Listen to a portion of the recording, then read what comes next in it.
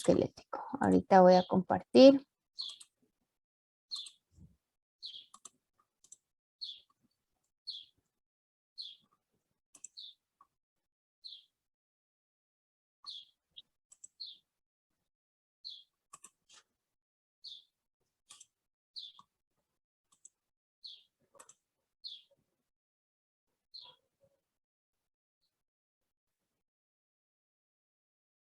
Vamos que ahí no es. Vamos a ver.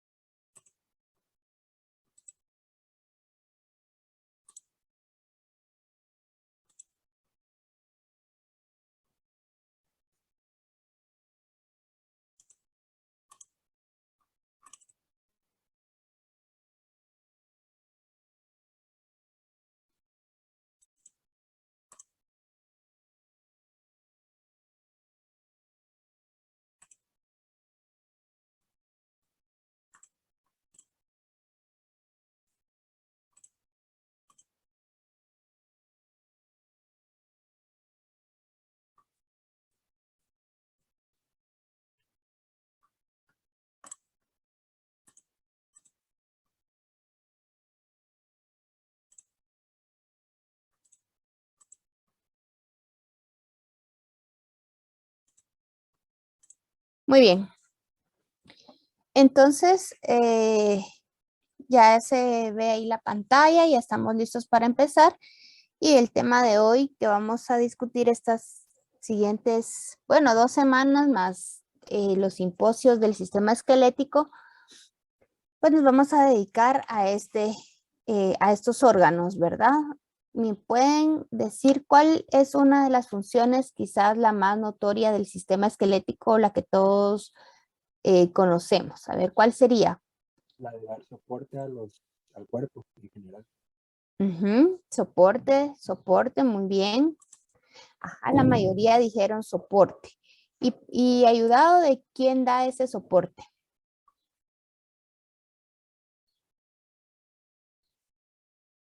¿Quién es otro sistema que está implicado en el soporte del cuerpo? Ajá, de ligamentos, de músculos, de músculos, de músculos. Ajá.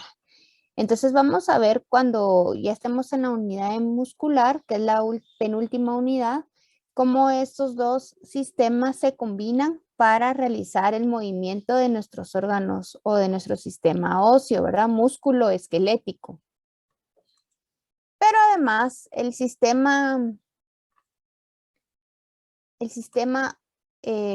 óseo tiene otras funciones quizás menos conocidas, pero igual de importantes. Una, pues ya dijimos que es el de sostén, que va a ser el marco estructural del cuerpo, brinda soporte a los tejidos suaves, como vimos, ¿verdad? A músculos, ligamentos, tendones, etcétera. Además, también nos va a proteger contra posibles lesiones. Por ejemplo, tenemos la protección del cráneo, ¿verdad? Que va a proteger a nuestro encéfalo. Tenemos la cavidad torácica, ¿verdad? La caja torácica, las vértebras, etcétera, que van a proteger corazón y pulmones, las vértebras que protegen médula espinal. Entonces vemos que su protección, la función de protección es también muy importante y vital en el mantenimiento de posibles lesiones. Aunado al sostén, también entonces tenemos el movimiento porque va a ayudar a realizar cualquier esfuerzo o trabajo, ¿verdad? Conjuntamente con los músculos, tendones y ligamentos. Además, va a ayudar a la homeostasis. Esto básicamente lo vemos cuando más adelante vamos a ver que en los huesos se almacenan varios minerales, principalmente el fosfato y el calcio. Y esto además contribuyen a la resistencia. También es importante mencionar en este momento de la que estamos viendo la homeostasis que es importante el mantenimiento de estos dos iones, calcio y fosfato, no solo en la dureza del hueso, sino también cuando hay una disminución o aumento de calcio y fosfato en sangre, ¿verdad? Lo que vamos a ver como calcemia y fosfatemia. Entonces, eso va a ser, si no nos alcanza el tiempo hoy, tema de la próxima semana. Entonces, así es como el hueso ayuda por medio de mecanismos de retroalimentación a mantener la homeostasis. Otra función muy importante es la producción. Bueno, protección ya vimos. Luego sería la producción de células óseas rojas. La producción de células rojas a partir del tejido conectivo se lleva a cabo en la médula ósea roja, ¿sí? Este se lleva por un mecanismo, se produce por un mecanismo llamado hematopoiesis, que esta hematopoiesis, su función va a ser producir eritrocitos, leucocitos y plaquetas, y que se van a almacenar en unas estructuras que nosotros tenemos que se llaman trabéculas. Les voy a anotar aquí en la pantalla, perdón, les voy a apuntar aquí en la pantalla cómo se llama ese proceso para que lo anoten. Entonces aquí vamos a ver texto, producción de médula ósea, se llama hematopoiesis. Hematopoiesis. Y la hematopoiesis entonces es la producción de eritrocitos, leucocitos y plaquetas. Muy bien. Y por último tenemos el almacenamiento de triglicéridos, que esta es el agrupamiento, ¿verdad? De los adipocitos. Principalmente, ¿verdad? Que los adipocitos son aquellas células que son capaces de darnos energía por medio del almacenamiento de la grasa, ¿verdad? Y también ahí van a quedar atrapadas algunas células sanguíneas. El almacenamiento de los triglicéridos también se lleva a cabo en unas unidades que se llaman trabéculas y también en los huesos largos de nuestro cuerpo humano, y forman lo que se denomina la médula ósea amarilla, ¿verdad? Entonces vemos que hay médula ósea roja, donde van a estar los eritrocitos, leucocitos y plaquetas, y la médula ósea amarilla formada principalmente por triglicéridos, ¿verdad? Que vienen dados por los almacenamiento de los adipocitos. Muy bien. Entonces, si vemos las funciones, son fuertes, ¿verdad? No solamente el sostén. Aquí vemos en pantalla ahorita la estructura de un hueso largo y vamos a ver cada una de las...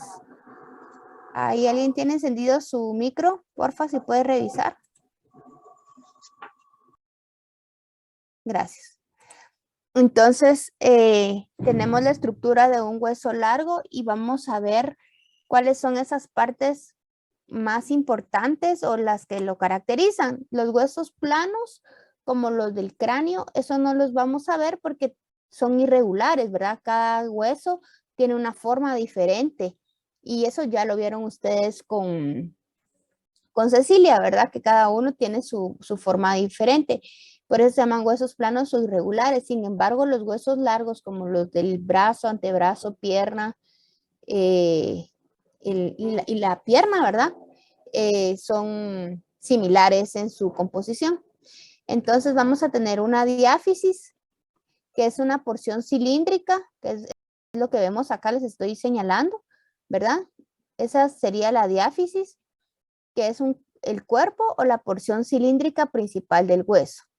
Luego tenemos las epífisis, que son extremos proximal y distal del hueso.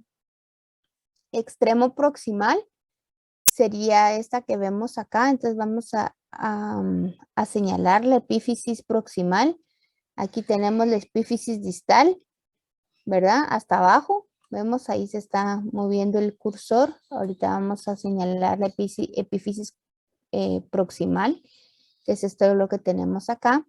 Y luego tenemos la metáfisis, que va a ser una región donde la diáfisis se une con la epífisis y es una parte donde hay región de hueso maduro, ¿sí? Entonces, repasando estas tres partes, vamos a ver. La diáfisis que dijimos que era la porción cilíndrica, las epífisis proximal y distal, que son como las puntas que tiene el hueso largo y que vemos acá que es el que articula con otro hueso por medio del cartílago articular. En ambas epífisis vemos que está el cartílago articular. Y la metáfisis, que sería este pedacito de acá, que es la unión entre las epífisis y la diáfisis y está formado por hueso maduro. Y en la metáfisis es donde vamos a encontrar la línea epifisiaria, que vamos a ver más adelante de qué se trata la línea epifisiaria. Entonces, luego vimos que en las epífisis proximal y distal, pues teníamos cartílago articular. El cartílago articular es una capa delgada de cartílago hialino, ¿verdad? El cartílago hialino ustedes ya lo trabajaron en su hoja de tejidos fundamentales, ¿verdad? Y el tejido hialino es uno de los tejidos más abundantes, ¿sí? Esta va a recubrir la parte de la epífisis donde un hueso se articula con otro, ¿verdad? Tal como se los habíamos dicho. Este cartílago articular pues tiene la función o la función es evitar el roce entre dos huesos que articulan entre sí. Sin embargo, sí puede llegar a desgastarse hasta el punto tal de que se desgaste tanto, ¿verdad? O desaparezca, que los dos huesos puedan sufrir algún tipo de roce cuando hay movimiento. Esa es una de las enfermedades que van a ver más adelante en los simposios. Luego tenemos el periósteo, que es una vaina resistente de tejido conectivo, denso, irregular, que rodea la superficie ósea que no está cubierta por cartílago articular. Entonces el periósteo es todo lo que nosotros vemos por fuera de la diáfisis y la metáfisis, ¿verdad? Entonces todo esto que yo estoy señalando aquí con el cursor sería el periósteo, una capa de tejido conectivo, denso e irregular. Y va a tener dos capas, una externa, que es la que yo veo por fuera, ¿verdad? En su cara anterior, y una capa interna, que sería, si yo tengo acá el hueso partido, ¿verdad? Sería esta de acá. ¿Ven? ¿Sí? Luego tenemos, bueno, es importante el periósteo porque protege el hueso, participa en la consolidación de las fracturas. ¿A qué me refiero a la consolidación? Es cuando hay un hueso fracturado, permite la unión de esas dos piezas que se han separado y las consolida, las vuelve otra vez a unir y las vuelve otra vez densas y duras, ¿verdad? Para evitar que estas sigan separadas o que se puedan separar nuevamente. Nutre al hueso, ¿verdad? Porque a partir del endostio hay muchos puntos de inserción de tendones y ligamentos y de arterias que irrigan al hueso. Y vemos acá, por ejemplo, esta arteria nutricia, ¿verdad? Que estoy señalando ahí con el cursor. Esta es una arteria nutricia que ingresa por el periósteo y que, como su nombre lo dice, es una arteria que va a nutrir al hueso. Luego tenemos la cavidad medular, que es un espacio interno de la diáfisis que contiene médula ósea amarilla, vasos y vasos sanguíneos. Y esta cavidad pues va a minimizar el peso del hueso porque es una cavidad, ¿verdad? Es una cavidad hueca. Entonces esto sería lo que vemos nosotros acá, la cavidad de la diáfisis, este agujero que nosotros vemos acá, es la cavidad medular, ¿verdad? Luego tenemos el endostio, que es una membrana que cubre la cavidad medular y tiene células formadoras de hueso. Entonces aquí está señalado el endostio, que es la parte interna, ¿verdad? Si vemos nosotros por dentro, es la parte interna que está recubriendo la cavidad medular. No confundamos el periósteo interno con el endostio, ¿verdad? El endostio recubre la cavidad medular, el periósteo externo sería esto que yo señalo por fuera y el interno es esto que yo estoy señalando adentro, ¿verdad? Esta capa que vemos acá, periósteo en su capa interna. Muy bien. Pero, ¿Sí? licenciada, ¿podría volver a repetir lo que acaba de decir de la capa, de lo en medio, digamos, del hueso? Sí, esto se llama la cavidad medular, ¿verdad? Dijimos que en la cavidad medular es un espacio interno de la diáfisis, va a contener médula ósea amarilla, contiene vasos sanguíneos, eso es importante porque esos vasos sanguíneos nutren, ¿verdad? Y le dan oxigenación y nutrientes al hueso como todo órgano. Además contiene médula ósea amarilla y es una cavidad hueca que lo que va a hacer es minimizar el peso del hueso. Les hablaba también del endostio, que es una membrana que va a recubrir la cavidad medular. Si vemos acá, la cavidad medular es esta y en la pared que vemos posterior, donde está la arteria, ese es el endostio, ¿verdad? Igual acá en este agujero podemos ver el endostio. Periósteo dijimos que era una vaina, ¿verdad? O una capa de tejido conectivo que tenía dos capas, una externa y una interna. Entonces, si nosotros lo vemos de su capa interna, nos imaginamos un hueso, ¿verdad? Como del pollo, y nosotros lo que vamos a ver es el periósteo, pero si nosotros partimos ese hueso, nosotros vamos a ver el periósteo interno, ¿verdad? Y lo que está en la cavidad medular sería endostio. ¿Está más claro? Sí, muchas gracias. Muy bien. Ahora vamos a pasar a la histología del hueso. Cuando yo hablo de histología, ¿a qué estructura me estoy refiriendo? Tejidos. A tejidos. Ajá. Y los tejidos, ¿cómo están conformados? Por células, ¿verdad? Entonces, los tejidos o la histología del hueso está formado por 4 tipos de células que son los osteocitos, osteoblastos, células osteógenas y osteoclastos. Pero los vamos a ver a detalle, ahorita vamos a ver primero la matriz fundamental. Entonces, la matriz fundamental está formada, o matriz osteoide, es una condensación de fibras de colágeno, más o menos tenemos en un 90 a un 95% de fibras de colágeno en nuestros huesos, cuya función es conferir al hueso resistencia a la tensión. ¿Por qué? Esto es apropiado porque si nosotros no tuviéramos unos huesos demasiado duros o demasiado densos, ¿verdad? Que fueran totalmente calcio y fosfato, por ejemplo, que fuera una dureza total del hueso, eso nos podría llevar a que cualquier lesión pudiera causar fractura. En cambio, las fibras de colágeno lo que van a permitir es dar esa resistencia a la tensión, es decir, que cuando haya un golpe o hay alguna tensión sobre el hueso, estos tienen la facilidad de tener cierta flexibilidad y entonces no todo lo que pudiera lastimar al hueso causa una fractura, ¿verdad? Luego está también conformado de un 5 a un 10% por sustancia fundamental que va a estar formada por el líquido extracelular. Recuérdense cómo está conformado el líquido extracelular, ¿verdad? Tiene sodio, tiene glucosa, tiene oxígeno, ¿verdad? Todo el compuesto del líquido extracelular como nosotros lo conocemos. También tiene proteoglucanos, principalmente tiene este compuesto que se llama condroitin y también contiene ácido hialurónico, ¿verdad? Y estos condroitin y ácido hialurónico van a permitir controlar el depósito de sales de calcio, que se depositen sales de calcio en el hueso.